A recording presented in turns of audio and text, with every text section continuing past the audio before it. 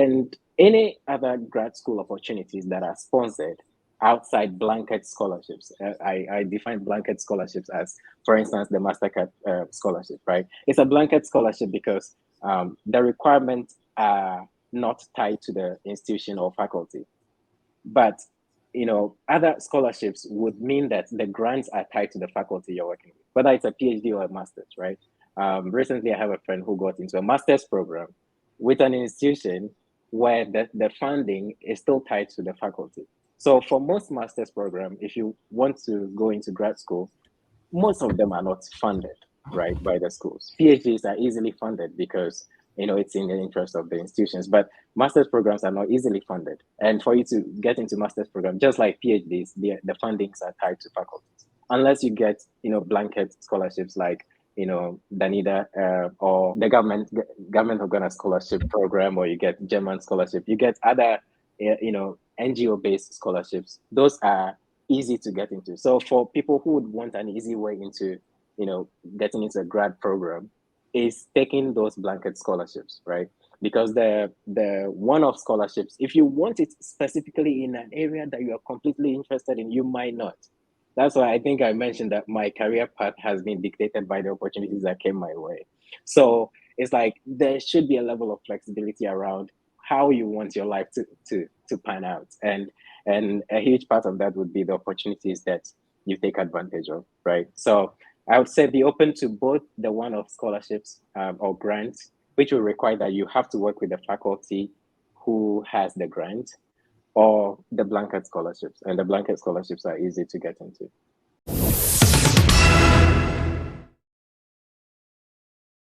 Welcome back to my YouTube channel. This is of AVS Vlog. On this channel, we talk about career, education, and lifestyle. If these are subjects that are of interest to you, don't forget to hit the subscribe button. Today, we are having a conversation with Abraham Kudiabo. Abraham is a graduate of KNUST School of Business. Abraham graduated with over 80 CWA. That is amazing. Abraham is very phenomenal. Our conversation with Abraham is going to center around the subject of being a good student with a good grades and having the soft skills to be ready for opportunities. We are also going to talk about applying to graduate school as a social sciences student. How different is it from the sciences? What do you do differently to become successful? As well as subjects in career. So please watch this video to the end, and I'll see you at the end of this video. Bye. Yeah, so my name is Ibrahim Kudiabo. So I grew up in Ghana. I went to junior high school in the Volta region, both junior high school and senior high school. And then I got the opportunity to study at University under the MasterCard scholarship. So I was a MasterCard scholar at University for 4 years, and within the course of that 4 years, had an extra opportunity to study with Arizona State University for a global logistics masters. So I that brought me to the US, and currently I work with Micron Technology Inc. As a product analyst in the supply chain organization. Could you tell us about your experience as a top undergraduate student in Kenya's School of Business and how that shaped your academic and career goals? Yeah, I mean, I don't know if I was a top student, but I You were. strive, You were. I strove to be. Um, I think being at KNUST, my main goal was that I didn't have any work experience. I didn't get the opportunity to work like in the same capacity as I would have. I was teaching uh, after high school, senior high school, prior to joining KNUST for my undergraduate. So, but I felt like I have limited work experience, and the only thing that could speak to my either character or my abilities would be my academic performance. I think there was this saying that the essence of school is to tell your potential employer that you were in an institution, and within your time of being there, you did all the tasks that were assigned to you, and you did them well. And so, if there is any chance they give you the job, you will not screw up their company. And I think that was my kind of mode of operation, to say that whoever takes my results, my transcripts, or my certificates would have the idea that I am able to complete tasks that have been assigned. I'm up to task. So that's kind of inspired me to put my best foot forward back in school. And it was surprising to come up as one of the top students, but that was the cherry on the top. I think there is a tendency to lean towards grades, right? When you're in school, I think good grades are good, but also good skills too. So in my first 2 years in school, I was quite focused on the grades, and I got them, and I was top performing student. But also at a point, I realized the grades without the skills wouldn't push me that far. So I started making sure that I have the skills alongside the grades. So I have to make sure the grades were good, and I also have to make sure that I can do what the grade said I have.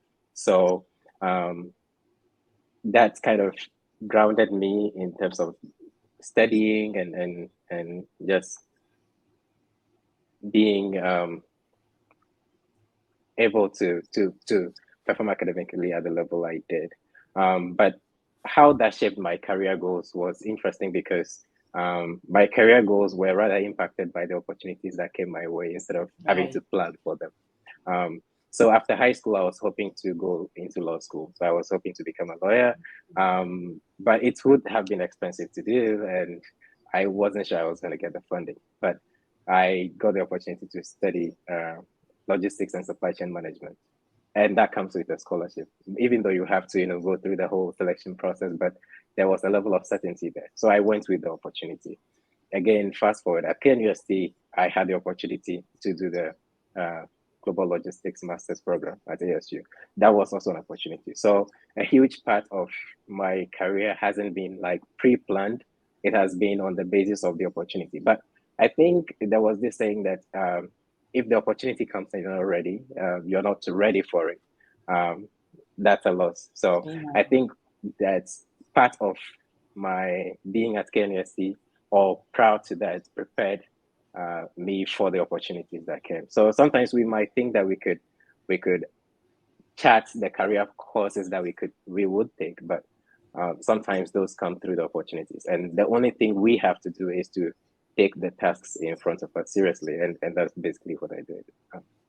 In school. Wow, I'm also now learning about yourself. You wanted to go to law school. That's inspiring. And then one thing I'm taking from this conversation is that sometimes you don't have your life pre-planned, right? But then making use of the opportunities that come your way, like really goes a long way. Also, like you should be prepared for the opportunities as they come because if you are not in the right place to like have the better grades, Mastercard is a very competitive scholarship. So if you did not have the right grades, you could not like go into the scholarship, and that's something that we all have to like put in our lives. Also Correct. like being specific, if we say you were a top performing student, I know your CWA was like 80, right? So like Yeah, is that it? it started with 83, it went up to 85, and then went down to 80, 81, and then went down to 80. But as you progress, it It becomes becomes harder, very right? difficult to add on to your CWA.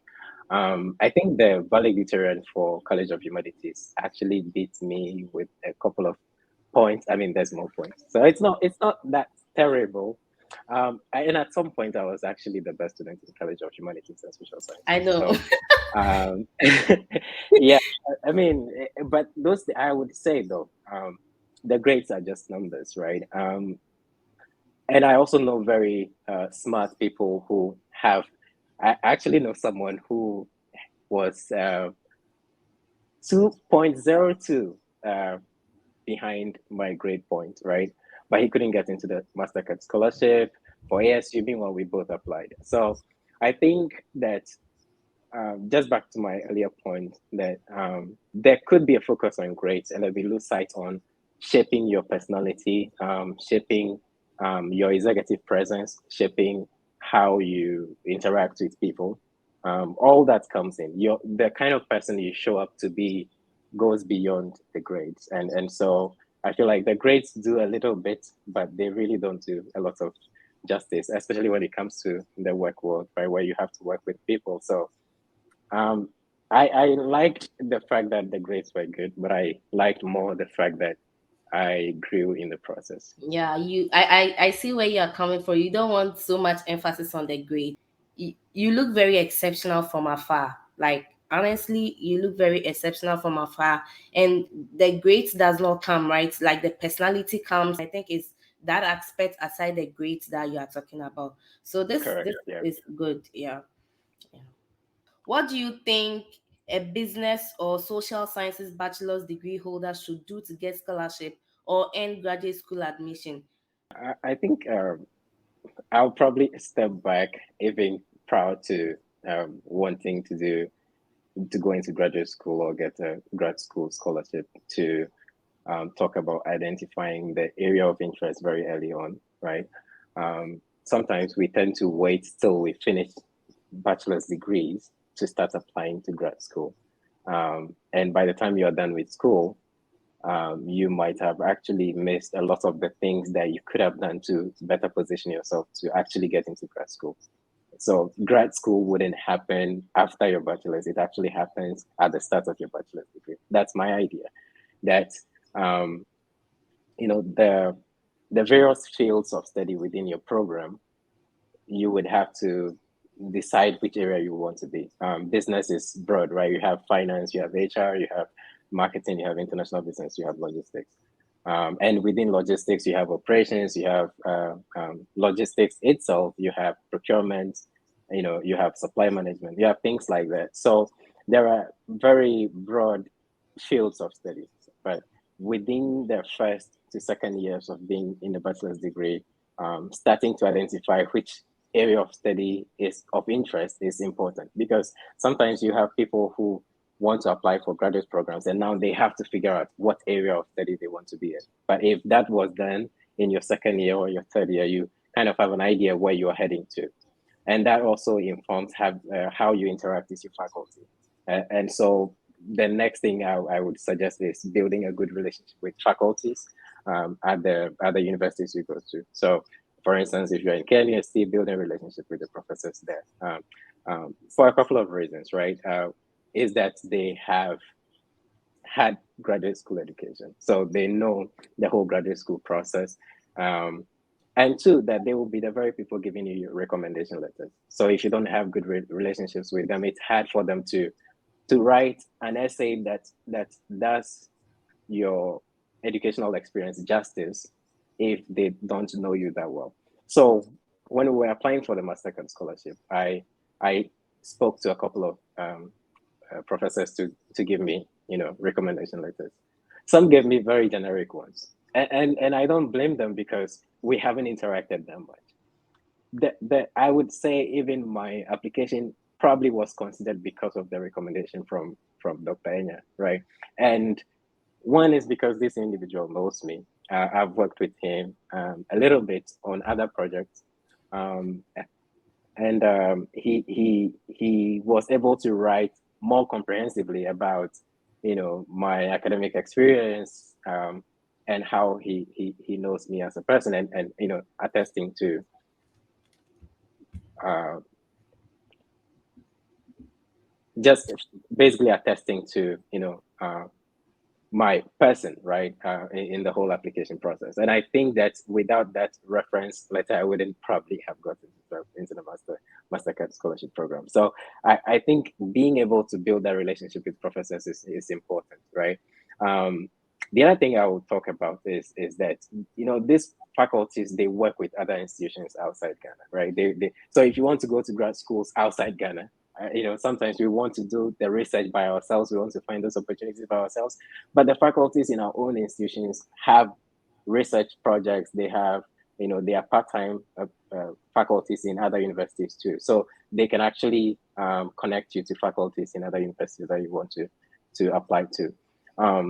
Also, that you would need to widen your scope of search, right? And look at grad schools and programs and faculties in other schools. So even though we were certain about getting into ASU, there is still a level of research that goes into preparing for your statement of purpose. And I saw your recent video on having a good SOP. So I think you did that justice. But really knowing, researching the schools is a good thing. And I'm talking about this as a process that happens whilst you're still in your bachelor's program.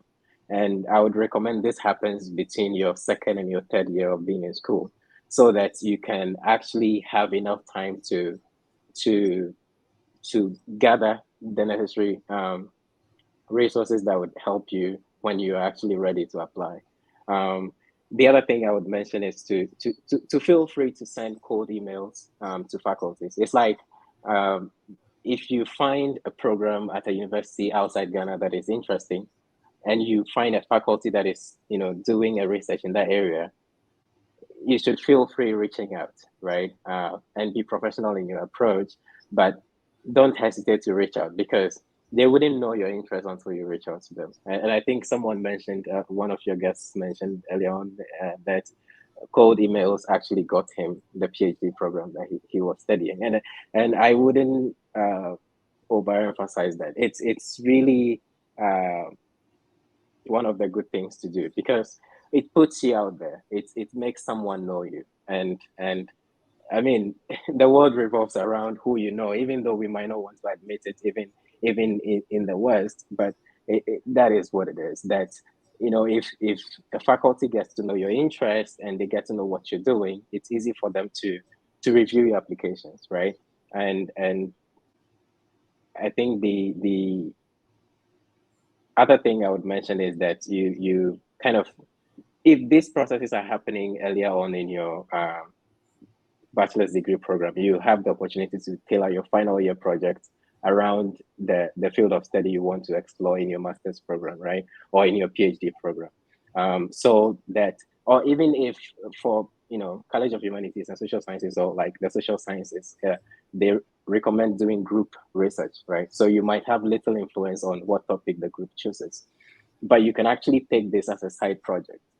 Actually, faculties are okay allowing you to do an individual research if you can actually handle it. They allow you to do a group research because of the weight of the work. But if you're committed to doing an individual research, a faculty can allow you to do that. So I think we just go with the norm because that's how it is done. But it's easy for a faculty back in Ghana or Africa to say, okay, if this is a research you want to do because that is a field you are interested in, they can allow you to do that, even if it's a group-based research protocol. So that is something that I would recommend doing. So all these things are like to be done whilst you're in school. Like, to do this whilst you're out of school, you would have a lot of challenges. One, because now you are out of scope for the professors, and things like getting in touch with them could be difficult. Also, getting a professional experience in that area of study, right?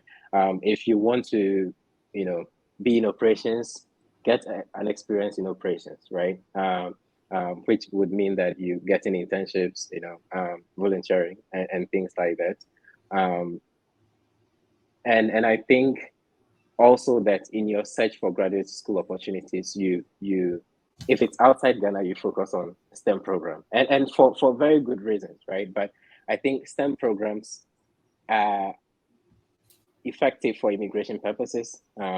That not only does it allow you the 1 year, but they also allow you the 2 years to have the STEM extension, but also makes it easy for you to get jobs after school. So it's easy for a STEM related program or a STEM classified program to get employment in the US than any other non-STEM related program. So that is something I would recommend for people who are trying to get into graduate school. So most of the things to get into graduate school need to be done whilst you are in school. I would say, and I know that's a long. Yeah, but like it's very Yeah. helpful. Like I like the fact that you spoke about your experience with having a personal relationship with a professor, and then the Mm, difference you found in the letter of recommendation from these professors, right? And that yeah. is like it stands out because I wouldn't know about my scholarship if a professor hadn't mentioned it in class. So let's say she never Yeah. mentioned it in class and she mentioned it to the people that she worked with, it was going to be that circle that knows about it. So like building Yeah. that relationship with your professors is like really underrated. And it's sometimes Yeah. hard for us because In Ghana, we find that distance between the student population and the teaching population because they don't have time. Yeah, there's nothing like there is the office hours, but how effective, right? So you have to push yourself out there. I Like, prefer to build a personal relationship and not use the office hours, because office hours tend to be too formal, official, and things like that. So if you build a personal relationship, you can pass by their office when it's not office hours, and sometimes they are in the office, so you just pass by, say hi to them, and just keep checking in with them, telling them what's going on with you as an individual, what you're working on, and also expressing interest in helping them with their own research. They are busy because they are working on a research or something, and they would need people to do reviews on those research. They would need people to do, literature reviews. They would need people to just do. No, so there is this review that happens. Some of them are actually reviewers for journals, right? Publication journals. After our final year at KNUST, we had the opportunity to work with faculty in different capacities. And that was very interesting. You could see all these faculties have different research commitments that are going on, that you could actually work with them to gain experience, because now you can put that experience on your resume. And that helps you getting into grad school, because that would have exposed you to some level of research. Not that all grad school require research, but if you want to get into PhD, then you might want to start talking about some research you did. And any other grad school opportunities that are sponsored outside blanket scholarships. I define blanket scholarships as, for instance, the Mastercard scholarship, right? It's a blanket scholarship because the requirements are not tied to the institution or faculty. But other scholarships would mean that the grants are tied to the faculty you're working with, whether it's a PhD or a master's, right? Recently, I have a friend who got into a master's program with an institution where the funding is still tied to the faculty. So for most master's program, if you want to go into grad school, most of them are not funded, right, by the schools. PhDs are easily funded because it's in the interest of the institutions, but master's programs are not easily funded. And for you to get into master's program, just like PhDs, the fundings are tied to faculties, unless you get blanket scholarships like Danida or Ghana scholarship. I know the government of Ghana scholarship program, or you get German scholarship, you get other NGO based scholarships. Those are easy to get into. So for people who would want an easy way into getting into a grad program, is taking those blanket scholarships, right? Because the one-off scholarships, if you want it specifically in an area that you are completely interested in, you might not. That's why I think I mentioned that my career path has been dictated by the opportunities that came my way. So it's like there should be a level of flexibility around how you want your life to pan out, and a huge part of that would be the opportunities that you take advantage of, right? So I would say be open to both the one-off scholarships or grants, which will require that you have to work with the faculty who has the grant, or the blanket scholarships. And the blanket scholarships are easy to get into. interesting. If you want to do a PhD or you want to do a competitive master's degree with not so interesting grade and with not so interesting story to tell, your chances are very slim. That is after school. That's why I would encourage, and I know it's coming late for maybe most people watching this after school. They're like, okay, so what am I going to do? I would say this, that don't be afraid of talking about your experience, right? In detail, right? I know someone who finished school and she was applying for a master's program, and she summarized her whole experience in, you know, one paragraph. I did this, comma, and I did this, comma, and I did this. And when I saw that, I was like, well, these are cool experiences, but you need to flesh it out a little bit. You need to give a lot more color to it, so that the one reading it can actually see your intention behind it, why you did it, what were the results of it. And I know you went through that, I mean, on how to do that on a resume. And it's the same protocol, like the same, procedure for writing about your experiences, because the more detail you give to your experiences, the more people get to know you. So even if the grades don't speak for you, your experiences can speak for you.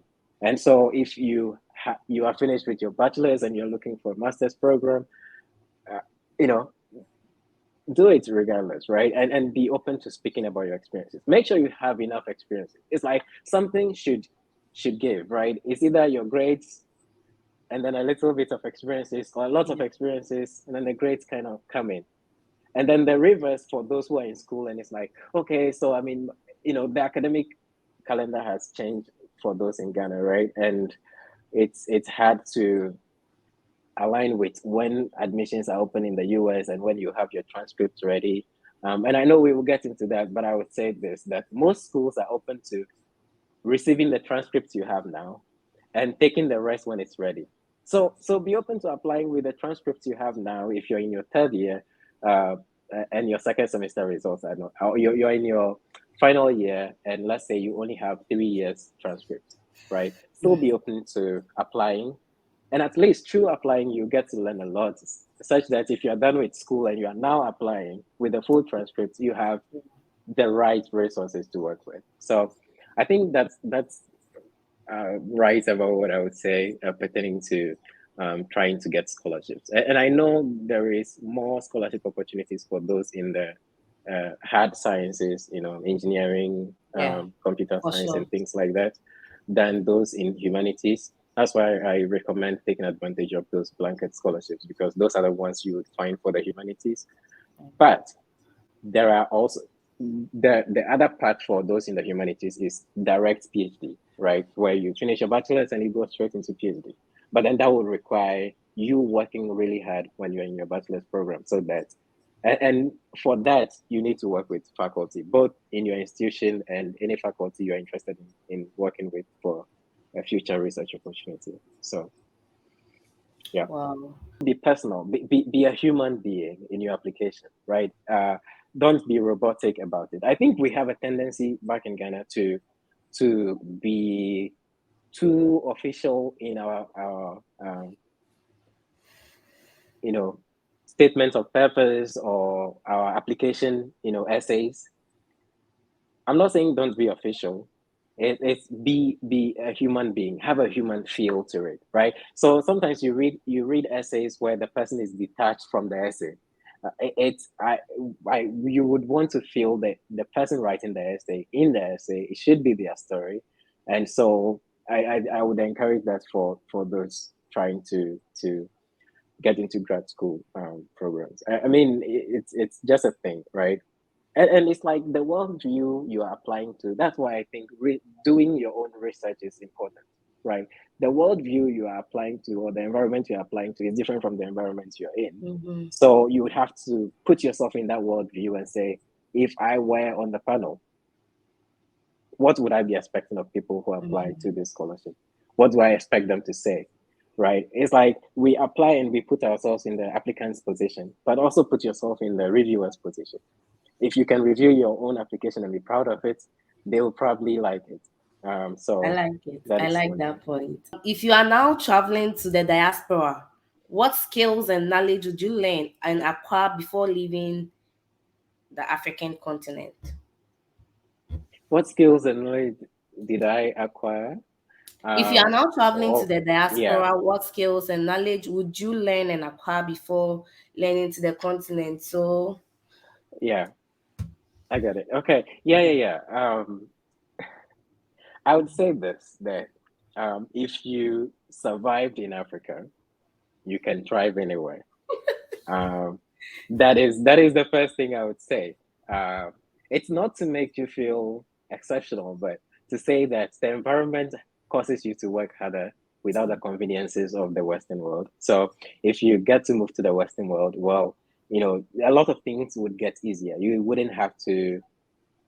You would see that for yourself when you do. However, you would need to also be cognizant of a couple of things, right? I think the first one is developing a strong cultural awareness that, your worldview, the worldview you are coming from, and the worldview you are going to are two different worlds. And so, um, being able to develop understanding that interaction, especially in the West, is not personal. You see, the irony is that, uh, back home, we are very uh, strongly socially connected, right? There is this unspoken social rule that I could accommodate, more personal situations. But in the West, there is not that much provision. It's like if you miss the bus, it's gone, right? No one is going to stop. And if you're late, you're late. And it's not personal. So that is a worldview, right? There will be biases, right? And it's not because the other person has the intentions to be biased towards you. It's just that they've lived in that worldview for so long that they didn't know about your worldview. So it's like developing that strong cultural awareness is important. So you know that your interaction will be slightly different from you would have back home, right? Developing good communication skills is important. Like you would be misunderstood in a lot of instances, right? Uh, and it's also not personal, right? It's also because I'm not asking people to learn slangs, and I'm definitely not speaking the best of American accent yet. But uh, developing good communication skills, being expressive, being succinct is important, right? The soft ones. Also develop strong adaptability skills. You would need to adapt to a lot of things. And you realize that life in the US or in most of the other Western countries fast paced. So life moves very quickly. Everything moves very quickly. And so than we are used to, right? So being able to adapt and be resilient is important. So developing a strong adaptability skills would be important. You wouldn't have to know everything, but be willing to pivot, make adjustments, learn new things. It's like all that is needed. You have to be agile.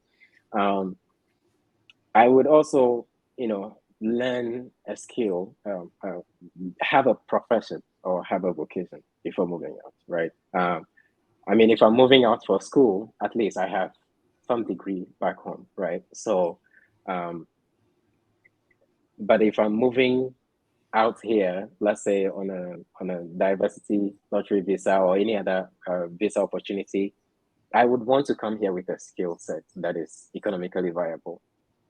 You don't want to be in a very tight position. You might have a visa, but if you don't have a job, staying in the US could be tough. So have some economically viable skills before moving out here. If it's not a school-based visa, if it's not academic-based visa, so you could. And if you're a grad student, I would say take an on-campus job when you're here, right? That's the transition. I would say coming here, work with the faculty, find, teaching assistant, research assistant, something on campus prior to even arriving here. So you have a job before coming here. I think when we were on the Mastercard scholarship, I had a colleague of mine who was a teaching assistant to a professor, and the professor was like, "Hey, if you have any of your friends who is coming, let them know that I have openings." So I reached out to the professor, writing, all the nice stuff and saying, "Hey, I'm really interested in working with you. I heard from this friend of mine that you have an opening. Can I get in?" He was like, "Yeah, send your resume to the department administrative assistant, and then we will reach out to you from there." So he was supposed to interview me, but I guess I got it because I reached out. It's easy to get to work with him, right? And so for students transitioning into the diaspora, I would say get an on-campus job. Even if you're on a scholarship, do get an on-campus job because the scholarship would end, and you would need a little bit of savings to continue with. So that is something that I would recommend. Digital literacy is important, right? Life in the US is very digital. From grocery stores to your job, Everything. everything is digital, and Everything. so don't be too flexible around what digital skills you learn. And the question is, oh, what digital skills should I learn? Just be capable of using any digital tool. If you are confident in yourself, because you wouldn't know all the digital tools, but like that goes back to adaptability. Be flexible in your mind to be able to learn new tools and learn how to use them. And so it's a mindset shift, but also that you would need some of these hard skills that we're talking about. And financial management. I think part of that I mentioned around getting a job, getting a profession, and if you're a student, get an on-campus job, but also learning to manage your finances, right? You would need to commute, think about that after school. You would need to um, take care of your own expenses. You have a limited stipend if you're on a scholarship, and you have no stipend if you're not on a scholarship, which I hope people are on a scholarship because I think that makes life easier. But developing a good financial management skill is important. Don't wait till you start working because you will need a car after school. So it's not like there will be a time where you start. And if possible, learn to drive back home. It's not like your driver's license in Ghana will be valid in the US. It's not valid when you come. You will need to sit down for the exam and rewrite it, but at least that saves you money. Would you rather pay $600 to go to a driving school to learn driving in the US, I did. or you don't have the luxury of having someone teach you if you don't find yourself in a community where people Right. are there to teach you? So I think learn driving so that when it comes here, you are just trying to adapt, right? Instead of having to learn it from scratch. And you have to learn and abide by the rules. So I think if you have that, it kind of helps. And just paying attention to details in general, right?